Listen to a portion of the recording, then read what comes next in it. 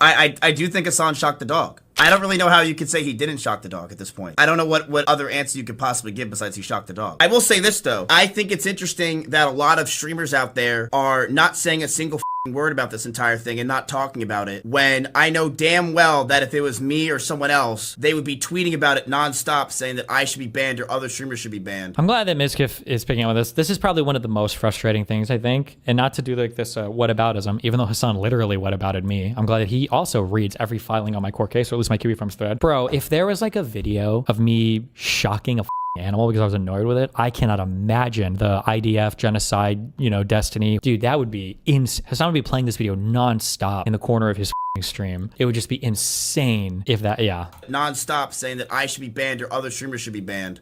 But instead, a lot of content creators are keeping their mouths shut and won't say shit. But I know damn well if it was me, even without bias or facts, they would be all on my ass or other streamers and shitting on them, tweeting about it because they know that they have nothing to gain from me. It's the truth. Destiny, please revisit the My Dead Dog lore. Oh yeah, when he was crying about the K911 stuff. I still think the craziest thing, but obviously, well, maybe now I sound a little bit less unhinged. Nobody can reproduce this clip, okay? I swear to God, this clip is out there somewhere. After Hasan died, I'm 99% sure he was at fucking either Pokey's apartment or I think it was Pokey's apartment, because she was on like a Discord call with somebody else, like Mizkif or Trainwrecks, and you can hear, after Fish died, Hasan's dog died, sorry. And you can hear Hasan in the background like scream crying. And I'm like, and I think it was either the day of or the day after Fish's death, and I'm like, really? I don't know if I'm buying this one. I feel like it's a meme. Like him, you can hear him in the background like, oh! Like unironically, it's like that goofy. But I don't know where this clip is. I swear to God, this clip exists. I don't know who has it. I know for a fact that it's somewhere out there because Pokey called. I don't remember who she called. She called somebody you could hear in the background. She's like, oh, I have to go. I can't talk right now. I'm like, really, dude? I don't know. Like, I don't expect Hasan's friends to all talk about this. I'm not expecting that every streamer needs to give their opinion, right? If you don't give your opinion on things a lot of times, like, I don't expect Wake to talk about this, okay? Wake doesn't give his opinions on things like that all the time. He watches documentaries. What bothers me is there's creators out there that seemingly give their opinions to every single... You need a rough date? It would have been the day that Fish died or the day after? Their opinions to every single thing that happens in the entire world, every single streamer thing, tweets about them, shits on them, but then when it comes to Hasan or some other streamers, they keep their mouths fucking shut, they don't say shit, and then they just go on and move on like nothing happened when it's something like this. And that's what fucking bothers me. True. That's a good take. Yeah. Prong collars are not that bad. They aren't like sharp and it discourages pulling without actually choking the dog. Yeah, maybe. Like any like, it sounds unhinged. Fuck, I wish Tabor was still here. Any like corrective measure on a dog that involves pain, if you are training a dog properly, like the dog will very, very, very, very, very quickly learn what it can or cannot do. And there's a couple things that are counterintuitive. So one, like even things like shock collars or prong, I'm guessing prong collars. I don't know personally because I haven't used them, but my guess is like after a few applications of this with a good trainer, the dog just won't do that behavior anymore. Number one. Number two, okay, and I do believe this strongly, people who do not use any kind of punishment or corrective measures on big dogs and aren't capable of training or handling those big dogs are putting that dog in a more abusive environment than anybody using a hurting, like a shock collar or anything else improperly, because, or using them properly. Because if you have a big dog and you can't control it, that dog will kill another dog and it will be put down, or it will attack somebody else and it will be put down, or it'll kill you and you'll be put down, and then it'll be put down. Yeah, you shouldn't have a dog that's too big for you to handle, that's not trained. It's just, you have to be, also dogs are literally bred as man's best friend, okay? Dogs like it when they make their owners happy. They like having like clear understandings of things they can or cannot do. They like it when they can follow their master's orders. They like it when they get treats and rewards. Like this is an enjoyable thing. When a dog has like is trained well and understands what it can or cannot do and like abides by and adheres to those guys, like this is like a happy, healthy dog. It's a good thing, you know? I feel there's always just better options. Reward training and collars with a nose loop are just as good as more unethical solutions. I don't know what the nose loop collar looks like. The nice thing about shock collars or things like that too is that they provide like an instantaneous feedback. One of the most important things when it comes to training an animal, this is actually true with people as well, is like being able to provide feedback instantly. Like you're not using these things as punishment, or you're not using these things as like taking your frustration on the dog. It's so that like if you do a thing, you instantly associate like, ooh, that hurts, I shouldn't do that. And then you just don't do it anymore. This is like one of the biggest mistakes that people make with animals is assuming they have like the whole like human theory of mind. And like if you come home and your dog is eating something or pooped on the floor, you can like take it over like, look at that, that's bad. Like your dog is suddenly like proficient in English and, you know, chronology. And he's like, oh, wow, I understand that action that I performed a while ago is very bad. You spanking or hitting a dog or doing anything like that after he's already fucked up, the dog is not, the association is so weak. It's just not, it's not happening. You can't scold them like after the fact or anything. Wait, what is this? My streamer loves all animals, even the teleported ones. The way that I have also said the sunken place. Oh my God, I'm so sorry. Stop.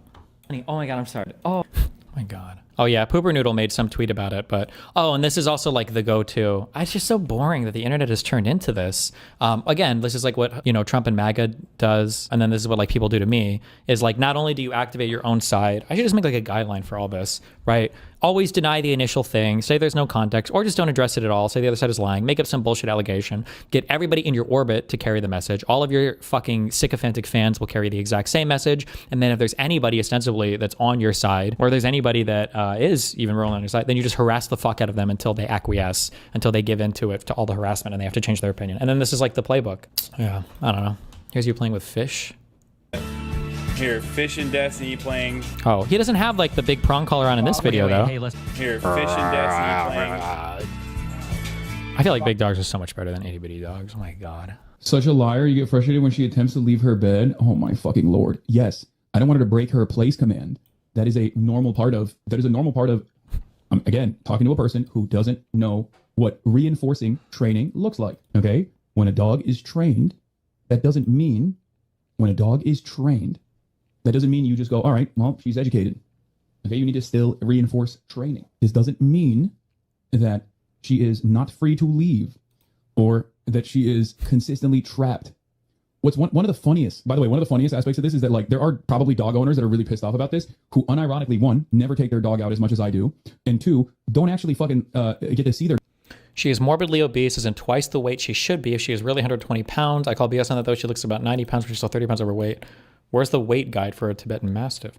Dog for the entire day. They just like crate their fucking dog for 8 hours. Meanwhile, Kai gets the free roam in the house, gets to lay on the cot as long as she's in this room, okay? And literally is by her owner every single fucking moment of the day, and also gets to go on another hour-long walk at night. And the motherfuckers who like abuse the fuck out of their own dogs, unironically are, I think, personally a little bit upset about the way that they don't have the level of freedom that I do. That they just have to like invent. They have to invent different ways of claiming that I'm actually being very, very bad. Don't you ever have a leg stick out of your bed while sleeping, or am I just a retarded minority? What does that have to do with what we're talking about? It's just Hasan's claim is that if his dog lays anywhere, it's going to damage its joints. And if it's like in a bed that it doesn't even fit, then it just seems kind of weird. As a dog, I can confirm it does hurt my joints. Okay. Do I care? Oh, is this? Something that is just so routine, so silly. It's the same reason as to why America, Kaya, please just fucking go, just stop. Jesus Christ, what are you doing? You're being such a baby. Hasan, I always thought you were a fucking loser, but this really eliminates all doubt. To force your dog to lie on a dog bed while you 4 hours stream to your little gaggle of internet freaks and then forcibly use a shock collar on your dog when she dares to get out of her bed, not even participate in an aggressive or bad or unruly behavior, simply to get up and move around, likely to feel a physiological need, mind you. I saw her licking her lips right before she got up. She was probably gonna go get some water. To use a fucking shock collar on your dog because she stands up is fucking insane, and you're a fucking freak. You are a fucking freak. And not just some random chick on the internet. Okay, I actually know a little bit about this. I have fostered and cared for hundreds of dogs, many of whom came to me with aggression issues, who left without it. I'm not a proponent of shock collars at all, to be abundantly clear, or e-collars, as y'all try to rebrand them. Okay, not a fan. But even people who do use them in training would tell you that is not an appropriate use of a shock collar, and they have varying levels of intensity, which I know you know. So I find it incredibly freaky that you immediately go to such an intense setting that it would elicit a yelp like that out of your dog. That is not normal behavior. If you fucking must, you could at least hit her with the vibrate, but something tells me that you use it so much that she is desensitized to those cues, so you have to use the more intense setting. And then you're so sociopathic that you have the nerve to ask your dog why she's being such a baby after she cried out in pain, after you fucking shocked her with an electric collar around her neck, you, the person who was supposed to protect her. You know what, Hasan, how about we put a collar on you, and if you dare to get up, I'll shock you in the neck. Actually, no, you'd probably like that a little too much, wouldn't you? Especially with the platform that you have, you need to do fucking better. And I genuinely hope you do. I don't know where you live. I have so many contacts who are fear-free trainers that I can send to you. I know you have the fucking cash. As much as you like to cosplay a fucking socialist, you're a millionaire. You can pay for a dog trainer, because the reason... Okay. Taylor Lorenz has her own conspiracy about October 7th. Oh, yeah. I saw like something posted, like chat logs from her. Democrat influencers in the Chorus/1630 Dark Money Influence Program continue to smear Hasan the Hun and falsely claim that he's abusing his dog. Suzanne Lambert, who called herself the liberal Regina George, is leading the charge. This is the call to harassment. Taylor Lorenz does this a lot as well. All of these like tanky types do this. It's this again. It's the same thing as the Trump shit, right? As you like name names, you get people out here to harass people in order to pressure them to change their opinions. Obviously, you're lying and not telling the truth about anything, but yeah, it's all Mimi shit.